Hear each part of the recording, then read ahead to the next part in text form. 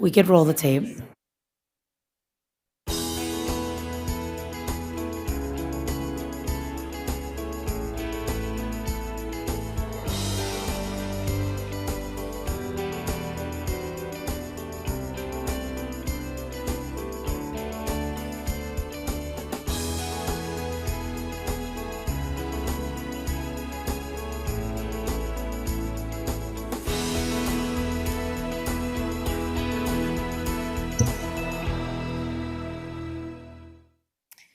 Good afternoon. I'll call to order this meeting of the Hennepin County Board of Commissioners on Tuesday, October 14th at 1:32 p.m.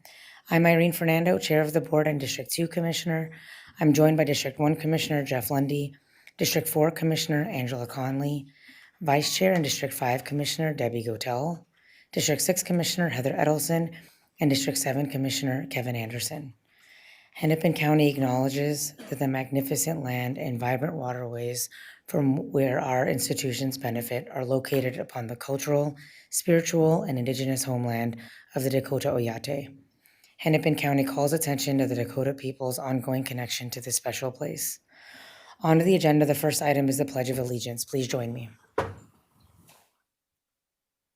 pledge allegiance to the flag of the United States of America and to the republic for which it stands, one nation, under God, indivisible, with liberty and justice for all. Next is to approve the agenda. May I have a motion, please? Second. Thank you, Commissioners Edelson and Lundy. All those in favor, please say aye. Aye. Opposed? Agenda is approved. 3 is Hennepin highlights, for which we have none. 4 is the minutes from the previous meeting of September 25th, 2025. May I have a motion, please? So moved. Thank you, Commissioners Gotel and Anderson. Any notes or corrections? Hearing and seeing none, all those in favor, please say aye. Aye. Opposed? Minutes are approved. 5 is referral of correspondence and department communications. 5A to C are correspondence, and 5D to 5AE are department communications. May I have a motion to accept and refer as recommended? Second. Thank you, Commissioners Edelson and Conley. All those in favor, please say aye. Aye. Opposed? Motion carries. 6 is commendations, for which we have none. 7 is Commissioner communications and updates, and we have 2. We will begin with the League of Women Voters Election Administration report offered by Commissioner Gotel. Go ahead. Thank you. Commissioner Green would like to have been here but was unable. And I see today we have representatives from the League of Women Voters to share results of the 2024 post-election review. So I'm inviting Judy Zonbecker to the podium to present this. Don't forget to introduce your lovely guests too, so we know who they are. Thank you for the hard work that you did on this. Thank you so much, and thank you so much for the introduction this morning, and Madam Chair. I'll introduce my colleagues who are here. We have Colleen Feige from the League of Women Voters of Edina, and Monica Murphy, who is from the League of Women Voters of Minneapolis. I'm also with the League of Women Voters of Minneapolis, in addition to having led part of the post-election review for the League. I'm also the co-chair of Voter Services with the Minneapolis League. And I'd like to thank you today for allowing the League of Women Voters to report on the Hennepin County that Hennepin County elections are verifiable and accurate through a transparent election certification process, and it is run by dedicated election officials of Hennepin County.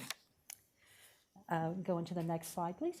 The key takeaways are that we had throughout the state, the League of Women Voters, 160 volunteers, nonpartisan volunteers, who observed the post-election review in 43 counties of the 87 counties in Minnesota. Of course, all counties ran a post-election review. We observed 43 of those processes. And within Hennepin County, we had 12 volunteers observe the process over the 2-day period at which it was done. And it was done in this building, actually down on, I think, the 2nd floor. Our observers confirm that Minnesota and Hennepin County's elections are verifiable and accurate through this transparent election certification process. Elections, post-election review process is a key part of the election certification process in Minnesota as it is described in the state statutes, and then more details from the Secretary of State office on how things are done. The purpose of this post-election review is solely to verify the machine accuracy, and that is the machine I'm talking about is the ballot counter that is used once we mark our ballots, we slip it into the machine, and it tabulates our votes. The whole purpose of this post-election review is to verify its accuracy. This is conducted after every statewide election, that is, every election that is held in an even number year. So there will not be one this year on a statewide basis because there's no statewide election. There will be one again next year. In Hennepin County, deputy election officials hand count the ballots. And then the hand-counted results are compared to what the machine tabulated. And this is done for selected races. In 2024, the races were selected were the president/vice presidential race, the U.S. Senate race, and the U.S. House of Representatives races. Any differences that are identified between the hand count and the machine count are investigated. And then once those have been investigated and reported on, then they're given to the to the State Board of Canvassers. Also, it's important to note that both the election day ballots, so the ones that were cast on November 5th of 2024, and all of the absentee and mail-in ballots for the chosen precincts are counted in this one central location. So it's all the ballots that have been submitted and that by voters for that election. So this is how it fits into the overall post-election audit and certification. It is the third step. The first step is that the County Canvassing Board certification occurs. And what the County Canvassing Board does is, first of all, they look for any discrepancies. If there are discrepancies, they investigate them before they certify the results. Once they have certified the results, they choose randomly 12 precincts to do an audit on. I'm not exactly sure what the process is, but I know some places they put numbers in a hat and have people in the audience draw out a number, but they are chosen completely randomly. And then the post-election review occurs, and that again is where the ballots are hand counted and those results are compared to the machine tabulation for those three races that I mentioned and the precincts that were chosen randomly. Once that is completed and the results are reported to the Secretary of State, to the State Board of Canvassers, they then review those to make sure that all the precincts are within the guidelines and then certify the election from that. You can look at the actual results of every single county and every single precinct and race that was counted last year through this process on a huge spreadsheet that is on the Secretary of State office, if you so wish. There is a track record since this process has been put in place in 2006 that we have a record of reliability and continual improvement on our elections in Minnesota and in Hennepin County. Since 2006, nearly all counties have met the statutory standards for accuracy. In 2024, there were 2 counties, Scott and Sherburne, where there were some discrepancies found. And then that led to recounts, court reviews, and then some legislative changes that occurred so that we could improve the process in terms of confidence in the certification of the election results. Post-election reviews and the laws governing the election certification process are there to help prevent and correct errors. Got to remember, we're all humans. It's a complex process, and there are a lot of steps along the way and procedures such as the post-election review that are put in place to ensure that we do this accurately, identify areas where there could be some errors, and improve upon that. And also to identify errors and make sure that they are corrected in the appropriate ways that build confidence in our elections. They also provide information, as I mentioned, on how to update laws to ensure every vote is properly counted. So, what happened in Hennepin County in 2024? There were 12 precincts selected throughout the state. They range from Rogers to 4 in Minneapolis, Minnetonka Beach, Minnetonka itself, Maple Grove. I believe there was a Richfield in there, but there were 12 randomly chosen precincts that were audited. There were 23,391 ballots hand counted and versus 23,398 machine-counted ballots for each of the three races that I mentioned. That is a 0.03% difference. And that met so there's only 7 ballot difference, and that met the guidelines, and therefore all precincts were deemed acceptable by the statute and the regulations that we have for post-election reviews. So in conclusion, what we saw in Hennepin County was that it was conducted fairly, clearly, and above board. Hennepin County election officials demonstrated professionalism in how they carried out the job, all the way from handling the ballots, because they come up in sealed cases, to how they distributed, and how that 2 hand counters who sit side by side are doing their job independently of even knowing what the end result is supposed to be, how they resolve discrepancies when they counted through things, because you have 2 people counting lots of ballots. You know, think about when you count things with like a deck of cards with somebody else, you know, many times there's differences that get resolved. They were open to answering any questions we had. We could clearly hear what they had to say. We could observe every step of the process. So it was done very well, very open, and with a great deal of professionalism. There were no outside disruptions observed or reported by us. And as an observer, we felt very welcomed. We felt that the election officials sought to help us understand and educate us on the process, and we all walked away with a much better understanding of the post-election review process and certification process. And through this builds trust, certainly for myself and how we conduct elections, but also with our friends, with our leagues, and then through presenting to you the trust that we should have in elections and how we conduct them here at Hennepin County. Thank you. Madam Chair, if I may, I want to thank you again. This is such great work, and it's really nice to hear good news like this. I did have one quick question, and I don't know if you can answer this. Is this done throughout our state and any other counties, or is it done nationally anywhere through the League of Women Voters? This is done, the League of Women Voters of Minnesota took over this process in 2024, from the Citizens for Elections Integrity Minnesota. They've disbanded the group. So we picked it up. We picked up the observation, managing that, and the reporting of this.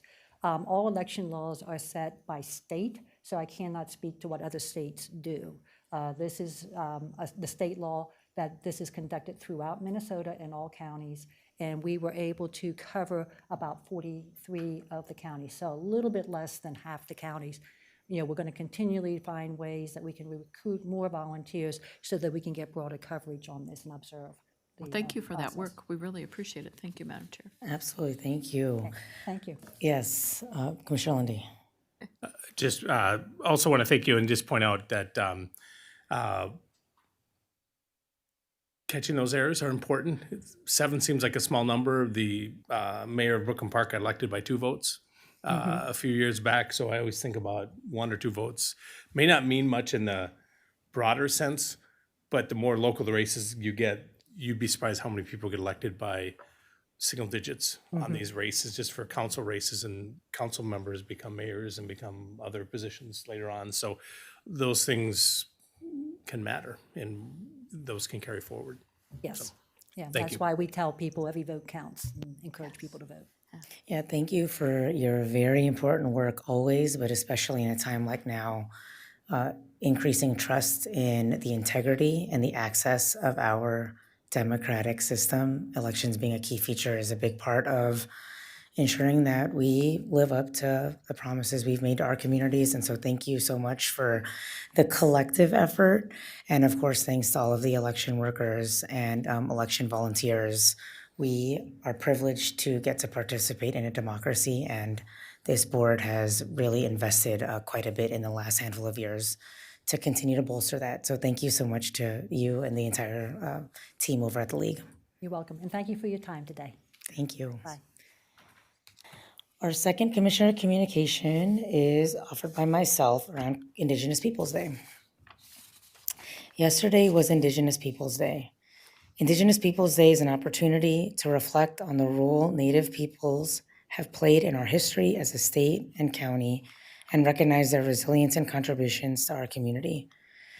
Not just on Indigenous Peoples Day, but at the start of every board meeting, at many major events, We at Hennepin do acknowledge that our institutions are located on the homelands of the Dakota people, and this commemoration supports our efforts to build stronger relationships with our Native communities and promote education, representation, and reconciliation.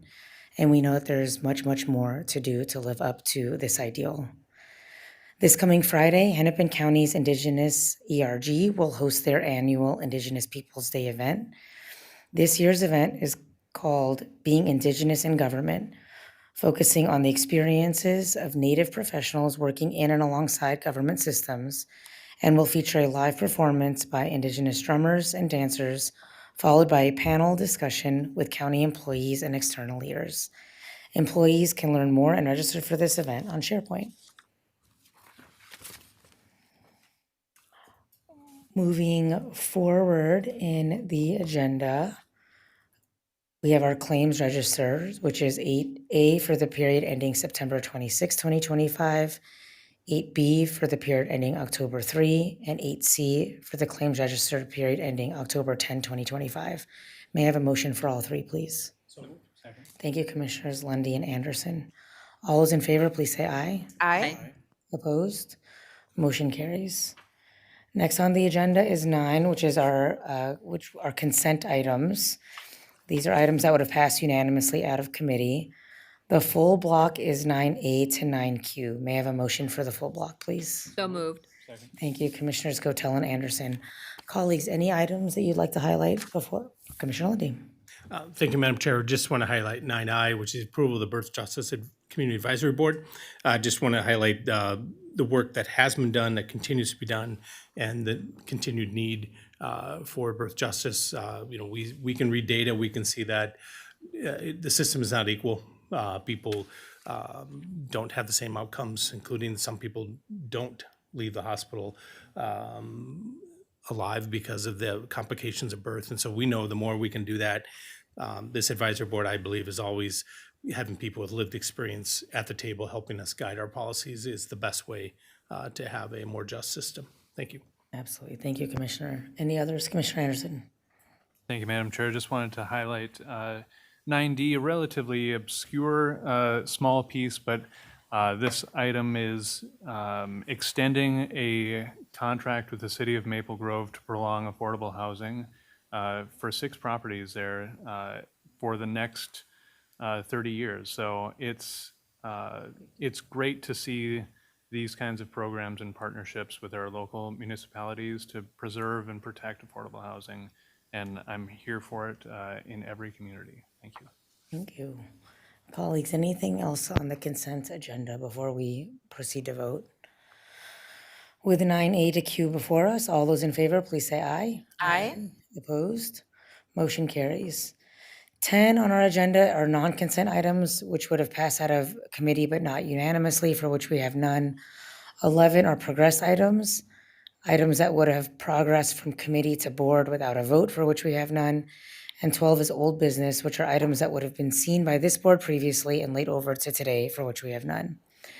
13 is immediate approvals, and we have several.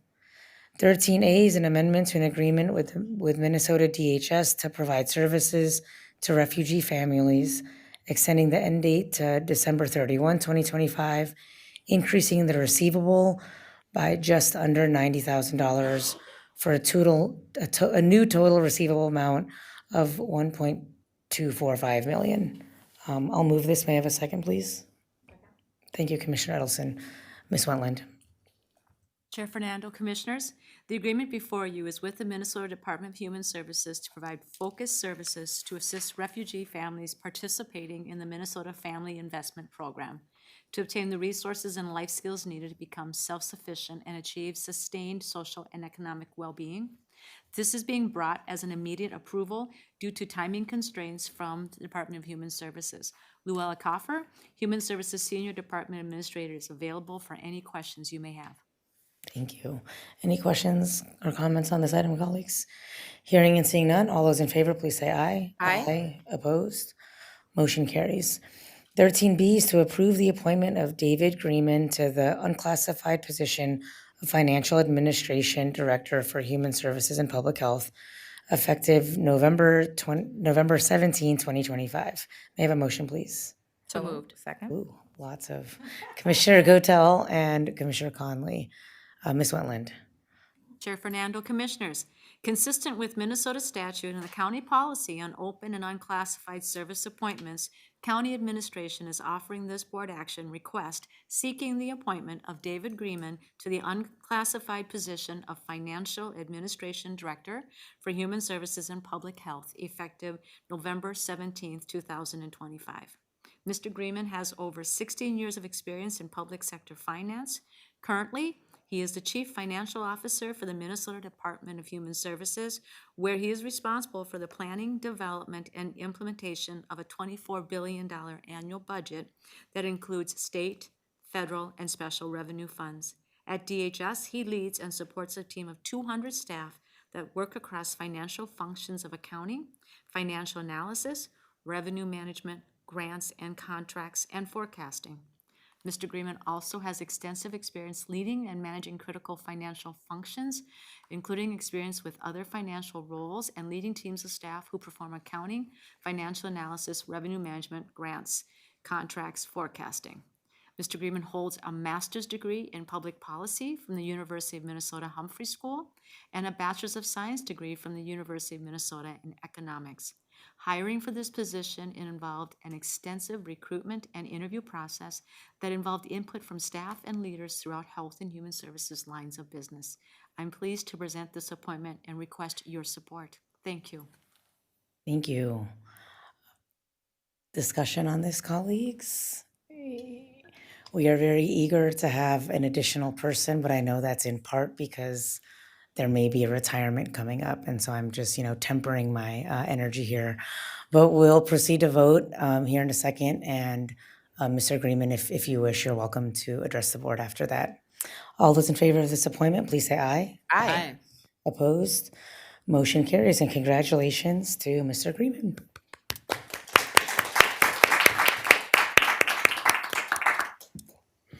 Chair Fernando and members of the board, thank you again for this appointment. And I also want to thank Kareem and Jody for their support as well. Jody mentioned Ms. Wentland mentioned the interview process. It was a very robust process, and I really appreciated it. I counted 16 people that I met with from throughout the health and human services area in different roles and capacities. And one thing that taught me was a lot about had a lot of really good conversations, and I learned a lot about the importance of this role and the priorities of the county in all of those conversations. I did also want to just acknowledge that I'm grateful to be able to work with Betsy David for several more months before she retires and gain some of her wisdom, hopefully, and continue her the strong financial stewardship she's started as we work going forward, serving the residents of Hennepin County and facing the opportunities and the challenges ahead of us. It'll take me a couple weeks to wrap things up at my current job at the Department of Human Services, but I'm looking forward to joining you in mid-November and getting started. Well, thank you very much, and we look forward. We'll put a countdown on for the next 30 days or so. Congratulations and thank you. Thank you.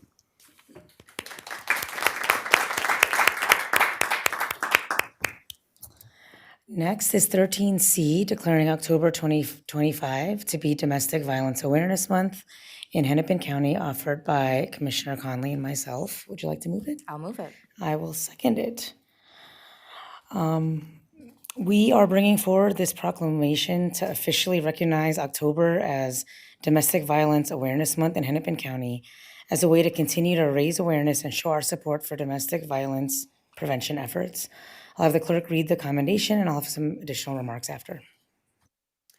Whereas National Domestic Violence Awareness Month was first declared in 1989 to acknowledge the more than 12 million adults annually who experience domestic and intimate partner violence in the United States.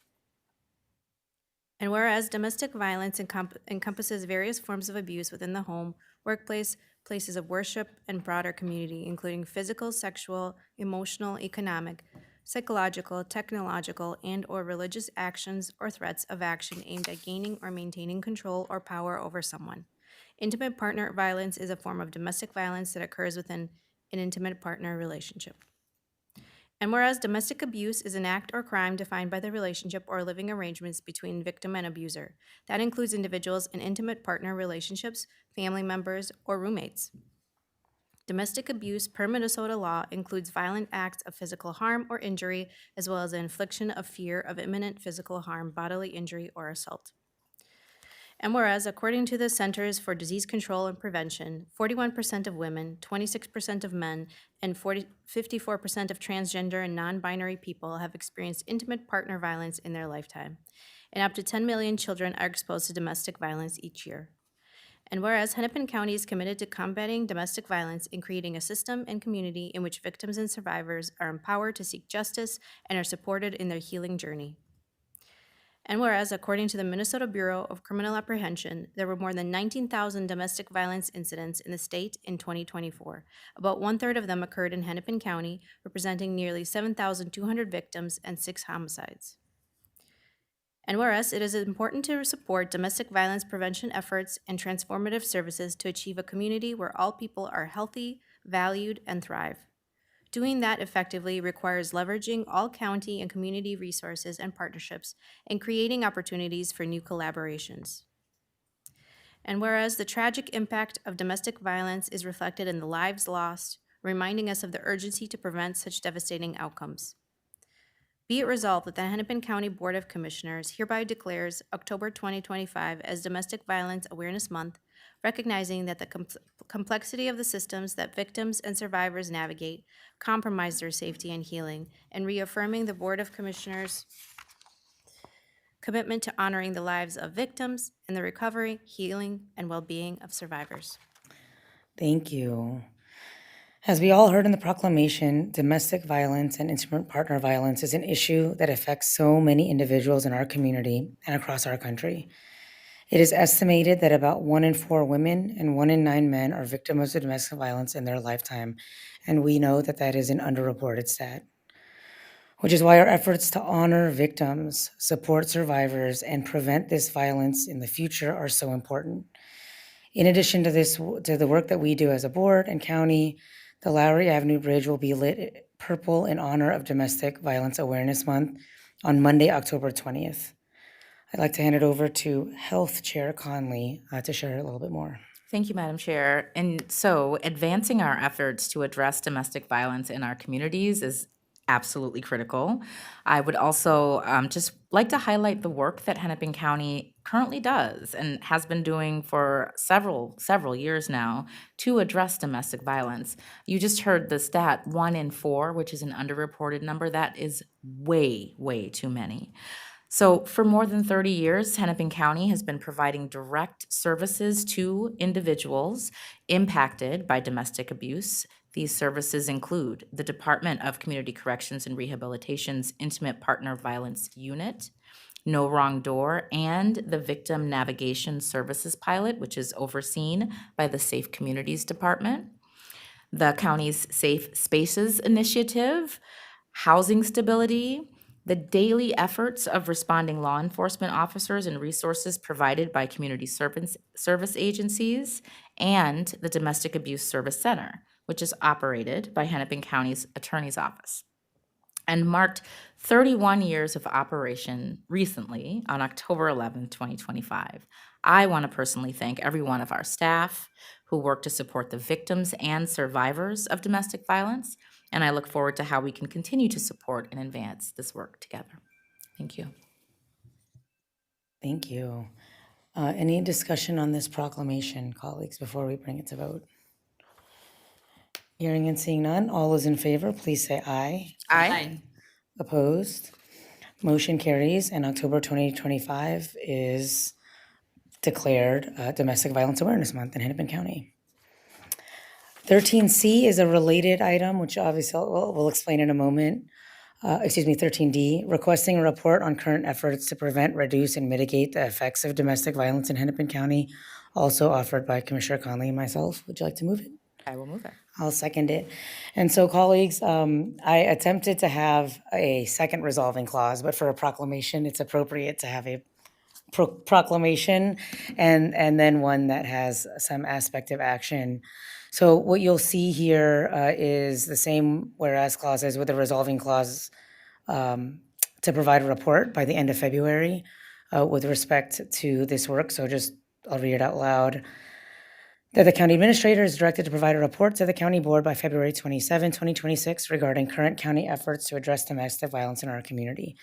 The report should include a summary of current data sharing challenges and opportunities, an overview of existing partnerships with government and community service providers, relevant statistics and recommendations, and long-term strategies for preventing, reducing, or mitigating the impact of domestic violence.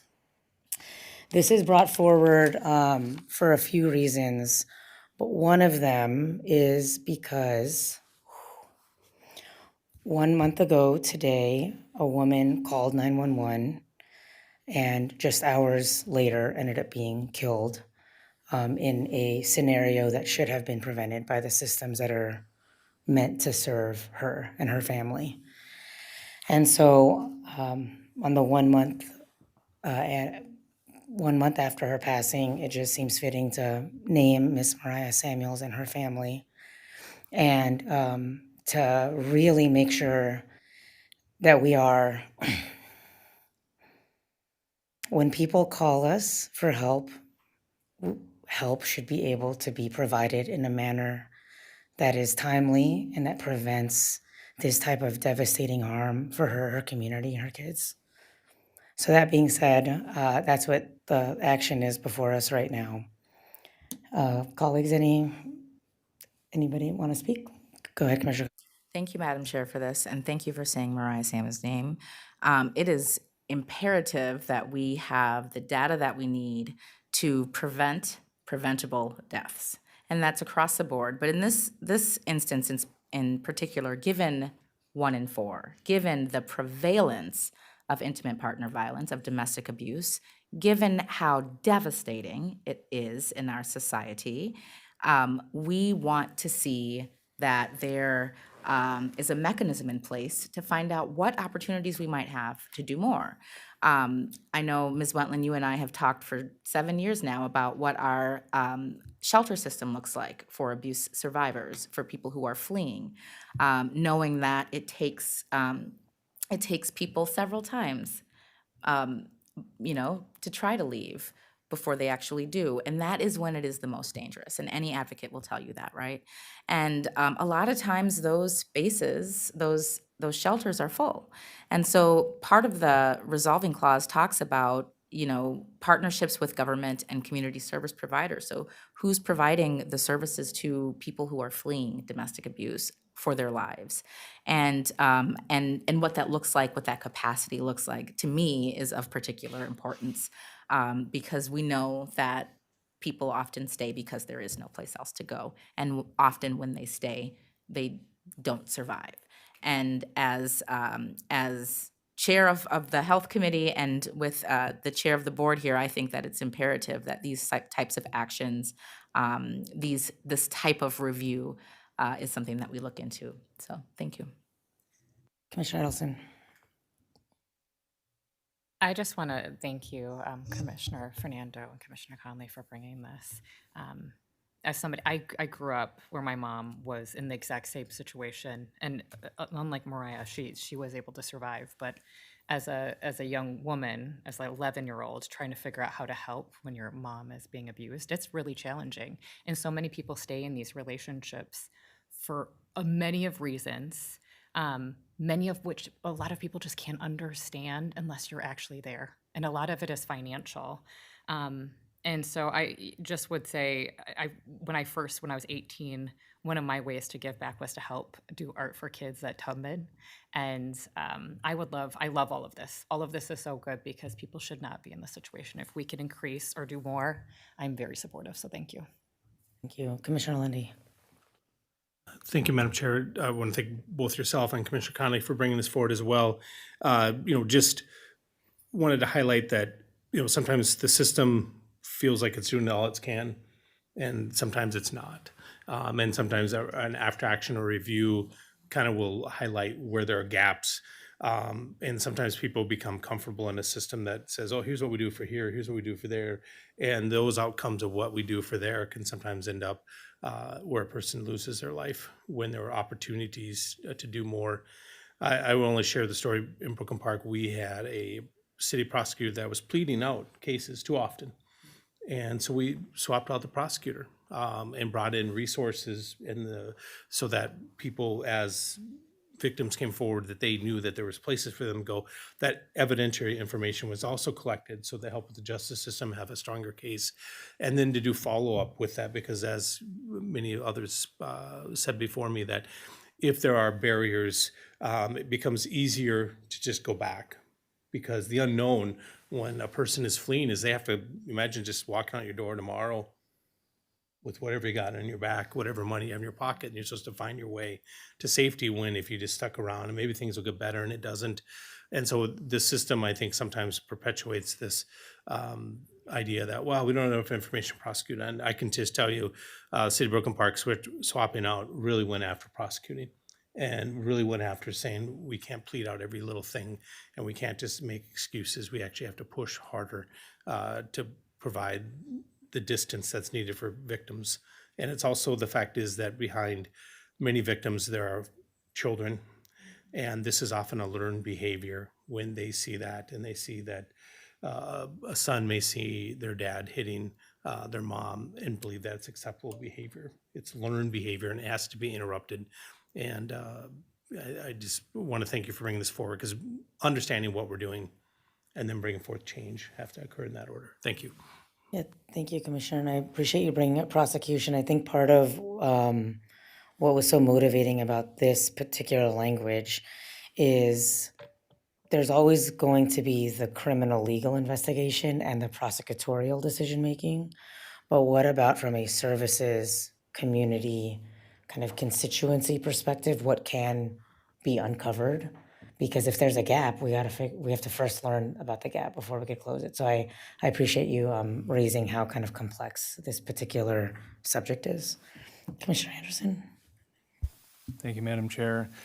You know, I also want to highlight, I think, an important part of this, the action, which I really, really appreciate, is the prevention. We here at Hennepin County have done so much work to work upstream, to identify the root causes of situations, of society's most challenging situations. And I really want us to lean into that. I know in Maple Grove, Maria Pugh was killed, I think, 5 years ago now. And out of that, Maria's voice has been advocating for a public health lens to domestic violence, identifying and recognizing the signs, working with law enforcement to better identify when somebody is at risk to proactively provide help, as opposed to reacting after a call is made. And then educating the public about the different ways that we can all take part in addressing domestic violence, from the learned behaviors to the neighbors, all of us playing a part in it.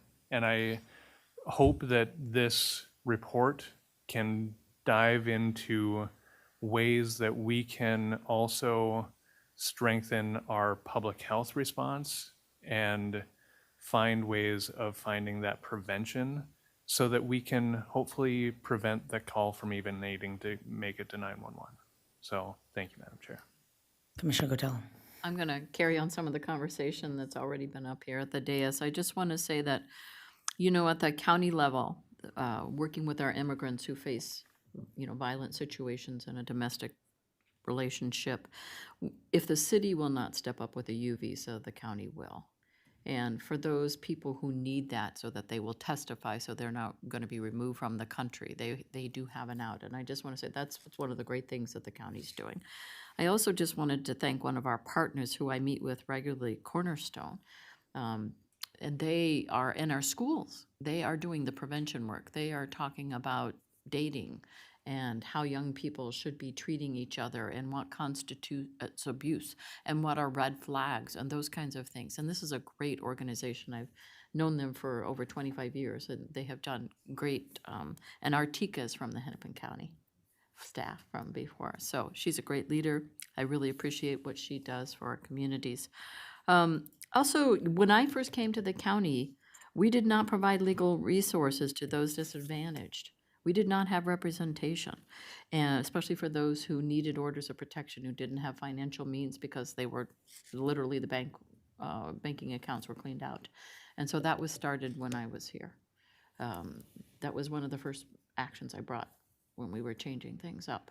And I was kind of surprised that it actually met with some discourse on that very area, but I'm glad that we have it still today. It's much needed.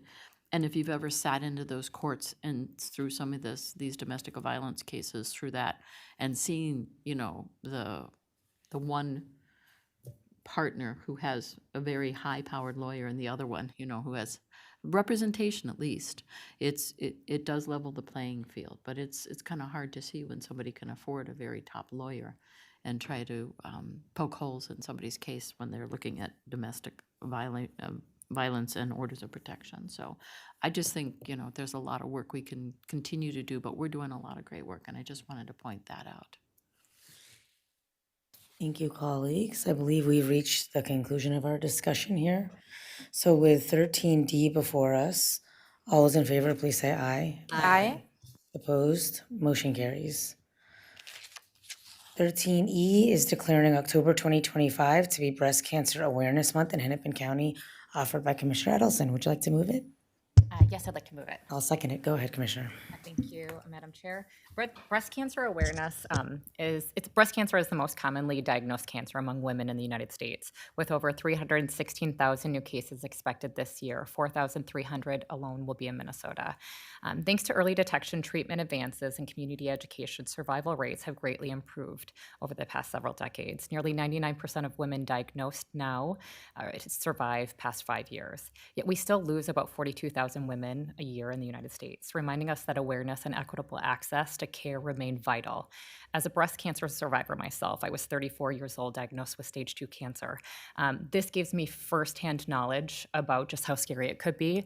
Detection numbers also have changed. If you say my mom had breast cancer at 55, you're supposed to go 10 years before that. But even if I would have waited, I would have had stage 4 cancer. So the more and more we think about how important it is to have these conversations, especially with the Medicaid changes that we will be seeing, there's programs like SAGE, funded through the Department of Health. I also pulled up Hope Chest, Breast Cancer Foundation.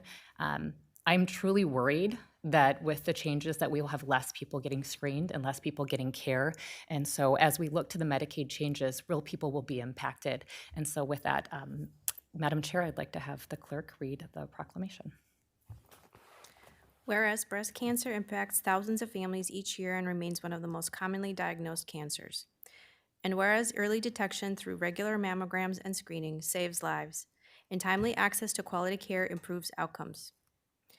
And whereas survivors, patients in treatment, caregivers, clinicians, and researchers across Hennepin County demonstrate extraordinary strength, compassion, and innovation. And whereas community partners, health systems, nonprofits, and local governments work together to expand screening, remove barriers to care, promote culturally responsive education, and support those navigating diagnosis and recovery. And whereas honoring those we have lost strengthens our resolve to advance prevention, improve treatments, and pursue a future without breast cancer. And whereas Hennepin County is committed to public health, equitable access to care, and community well-being. Be it resolved that the Hennepin County Board of Commissioners hereby proclaims October as Breast Cancer Awareness Month in Hennepin County and encourages all residents to learn their personal risk and speak with a healthcare provider about screening, support friends, family, and neighbors impacted by breast cancer, and champion local organizations that advance prevention, treatment, and survivorship. And thank you. With that, Madam Chair, I just would say, as we look to the Medicaid changes that are coming in 2027, ways for us to make sure that our community residents in Hennepin County know about the resources would be really greatly appreciated. Thank you. Colleagues, any other discussion? Commissioner Gotel. First of all, thank you for sharing your personal story. You know, that means a lot. And Angela, you've shared some of your personal battles too. I think that really highlights what's going on. But I think some of the other things that are also disturbing, besides the Medicare cuts and those kinds of things, is the dollars that are not going to NIH anymore, and some of the very close breakthroughs that we have to breast cancer, and yet those are not funded anymore. And in fact, those projects are all going to be shut down. You can't just start those back up and keep going on those. And we have been a leader, and now we will not be the leader in the world on some of this cancer research. And that really saddens me, because I think we were on the cusp of some really great work. At least that's what I saw. Thank you. Commissioner Conley. Thank you, Madam Chair, and thank you for bringing this forward. It's really, really important that we prioritize public health and equity and encourage folks. So for anyone watching at home, if you remember Saturday morning cartoons, if you owned a pair of Guess jeans with a triangle on the back, if you owned a pair of a Stonewash jean jacket, it's time to schedule your mammogram. Myself included. So thank you, Madam Chair. Wow, that really cut to it, didn't it, Commissioner? I was about to say, yeah, I have all those items. Commissioner Edelson, thank you for bringing this forward. It was it last year? You, Amy Klobuchar, because we had like a North Point screening, and I got my early detection while I can still be in my 30s for like another month, and I ended up needing like follow-ups to get. So I feel much more confident in the detailed assessment that I now have over multiple appointments. So thank you, and thanks to others for this type of awareness. With no further discussion before us, all in favor of 13E, please say aye. Aye. Opposed? Motion carries, and October 25 is also declared to be Breast Cancer Awareness Month in Hennepin County. That reaches the end of our agenda. Motion to adjourn, please. Thank you, Second. Commissioners Anderson and Edelson. All those in favor, please say aye. Aye. Opposed? We are adjourned, but don't go too far. I'll be handing it over to Vice Chair Lundy for the Rail Authority meeting momentarily. You really came for us in that. I know.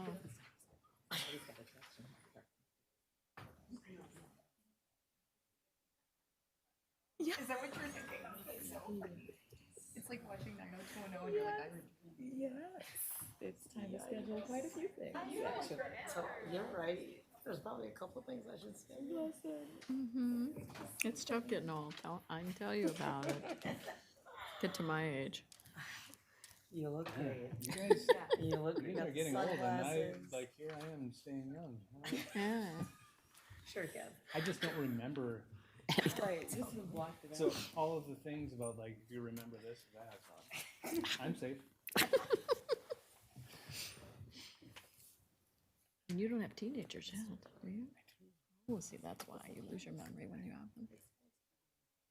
Sanity, too.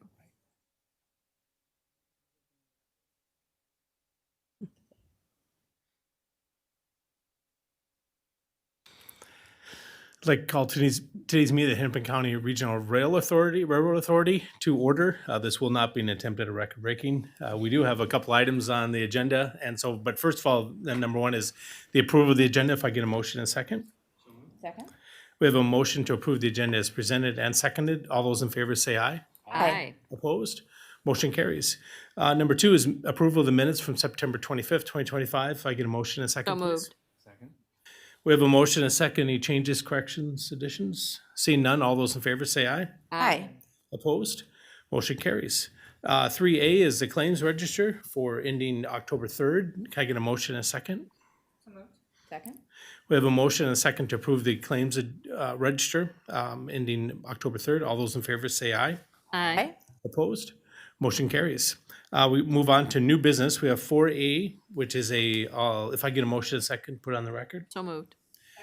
We have a motion and second. 4A reads as consent to an assignment of lease granting J&L Development LLC permission to assign lease agreement A 2211-471 to RLP3 LLC for rental of Hickory property in Shorewood and Tonka Bay, 12/1/22 to 11/30/27. Ms. Cerny. Chair Lundy, Jessica Galatz is with us today to provide a little bit of background on this lease. Thank you, Chair, Board. Good afternoon. I'm Jessica Galatz with Transportation Project Delivery. As stated, this request is to approve the assignment of a lease for Rail Authority property in Shorewood and Tonka Bay. The lease is for storage and access purposes. The current tenants, J&L Development LLC, have leased the property from the Rail Authority since 1987. They plan to sell their property to RLP3 LLC later this year and have requested to assign this lease. The leased area will continue to be used for storage and access. If the tenant's property is redeveloped and the leased area is no longer needed, the lease will be terminated. Please let me know if you have any questions. Thank you. Thank you for the background. Any questions? Seeing none, all those in favor of 4A, say aye. Aye. Opposed? Motion carries. Now we'll move on to 4B. If I get a motion and a second, put on the table. So moved. Second? 4B, thank you. We have a motion and a second. 4B is a negotiating cooperative agreement with the City of Minneapolis for cost participation in building deconstruction at West Broadway, 12/1/25 to 7/31/26. Estimated receivable of $250,000. Could I get background, please, Ms. Cerny? Chair Lundy, Diane Solar is with us today to share both an update as it relates to progressing work on the Blue Line, as well as how this work aligns with the Climate Action Plan. Thanks, Lisa. Chair Lundy, County Board members, today's item is to authorize the execution of an agreement with the City of Minneapolis for participation in a demolition project that Regional Rail would like to undertake for some properties along West Broadway. So about 1 year ago, this board authorized Regional Rail to direct purchase and or participate in an auction to purchase 4 tax forfeit parcels along the north side of West Broadway between Girard and Irving. The Rail Authority did purchase 3 of those properties directly and then bought a 4th property by auction along that segment of West Broadway. Those properties are now owned by the Rail Authority. Several of them have abandoned buildings on them. And so the Rail Authority is going to undertake a contract to demo those buildings. But right to the north of those 4 properties, the City of Minneapolis owns a property on the northeast corner of Irving and West Broadway, formerly Choi's Auto Body. That property is also vacant. And so we have asked Minneapolis if they would be interested in participating in that demolition contract to take that building down as well. They would. And so we will enter into an agreement with them where the Hennepin County Regional Rail Authority will hold and implement a contract, and then Minneapolis will reimburse us for their cost of demoing that building. All 5 properties then along West Broadway will be fenced and will be available for the potential use for construction staging or what have you during construction of the Blue Line extension. In this area, the light rail line is on 21st to the north of these properties, but we will be reconstructing West Broadway along the front of these properties as well, with the hope that eventually after reconstruction of West Broadway and the light rail line, these properties could then be available for redevelopment after released somehow by both Hennepin County Regional Rail and the City of Minneapolis. With that, I'll ask if there are any questions. Are there any questions? Commissioner Conley. Thank you, Mr. Chair, and thank you, Mr. Solar, for that summary. I was interested in what might be the future of those properties, given that they would sit vacant until redevelopment. So talk me through For the 5 parcels, there would be under county and city joint ownership. So let's say we have built out the Blue Line extension, and these 5 areas are still vacant. What happens to them? I'm thinking like business development, small business development, but like, is there a plan for that, or right now it's limited to the scope of the Blue Line? Chair Lundy, Commissioner Conley, I'm going to start, Dan, and you can add Sure. to this. So 4 of the parcels are owned by the Hennepin County Regional Railroad Authority and 1 by the city. So no one parcel has joint ownership. So just to be really clear about who owns it. And then, Dan, I'll let you speak to the future intent. Sure. Thank you, Lisa. Thanks for that. I was gonna clarify that as well. So the rail authority does own those parcels. So if there's not right now, they were acquired by the rail authority because they could have a potential, at least interim use during construction. I think the idea, Commissioner, would be to maybe then move the parcels from rail authority to HRA, and then through some kind of partnership with Housing and Economic Development, work on how to move those into some kind of a commercial residential development along West Broadway. That is certainly not my expertise, but as we've talked with the folks from Housing and Economic Development, that could be a potential. That's a similar situation to what is which is the situation with some parcels along Green Line Extension, where they're currently owned by the rail authority. They're being used in some interim measure during construction, but between the development at CPED or the city, and then with our HRA, we would look to make those available for redevelopment in the future. So thank you. Go ahead. And Chair, Commissioner Conley, I would just want to add that this location is also very closely aligned with the county's and the project offices and the community's initiative on anti-displacement. And so this land can also become a part of that future conversation in this geography as well. Thank you, Mr. Chair. And that's the piece I was getting at, right? I love that, and we'll look to the future for that. I have one other question, and that's just, I will preface this by saying I am not a big fan of fences. They are everywhere in my district, and they are typically used to keep people out of public spaces. With the 6-foot chain link fence, I get that if we're owning it, we got to protect it. Who's paying for the fence? How much does it cost? And will it be there until the Blue Line is finished? Chair, Commissioner Conley, I will again start. The chain link fence is being funded through both the Hennepin County Regional Rail Authority and the city. And I think in the interim, that is the intent. And as the project progresses, this space is intended to be used for staging for the construction of the Blue Line. And so it's got a concept for an interim use before we can get to that longer term use.